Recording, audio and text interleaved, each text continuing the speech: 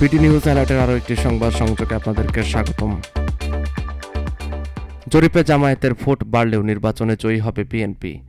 জরিপে জামায়াতের ইসলামীর ভোট বাড়লেও আসন্ন জাতীয় সংসদ নির্বাচনে বিএনপি বিপুল ভোটে জয়ী হবে বলে মন্তব্য করেছেন বিএনপির সহ আন্তর্জাতিক বিষয়ক উপদেষ্টা রুমিন ফারহানা। সম্প্রতি একটি টকশোতে জরিপ ও নির্বাচন প্রসঙ্গে দলটির নেত্রী দাবি করেন, জরিপ নির্বাচনে পার্থক্য গড়ে দেবে না। রুমিন ফারহানা বলেন, নির্বাচন যত এগিয়ে আসবে যে যে দল যার যার পক্ষে তার মতো করে কথা বলবে।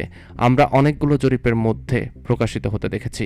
লক্ষ্য করেছেন, জরিপে যেই ফর্মুলা ব্যবহার করা হোক না কেন বা যেই সংগঠনের জরিপ হোক না কেন, বিএনপি অনেক ব্যবধানে এগিয়ে আছে।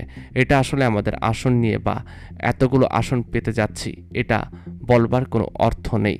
সাম্প্রতিক একটি জরিপে দেখা গেছে প্রায় 31% মানুষ জামায়াতকে সমর্থন করে, বিএনপিকে ভোট দেবে 41%।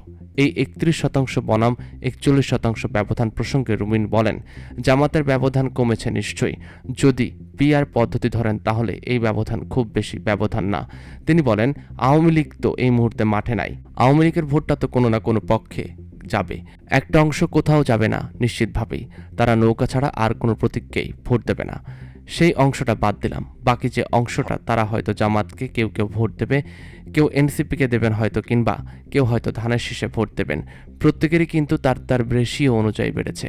একটি জরিপে এগিয়ে থাকায় জামাতকে নির্বাচনে এগিয়ে রাখবে না উল্লেখ করে রুমিন ফারহানা বলেন, এখন জামাতের যে ব্যাপারটা আমরা লক্ষ্য করছি সেটা অনেকগুলো কারণে হতে পারে, তবে সকল জরিপেই কিন্তু এরকম ব্যাপার আমরা দেখি নাই।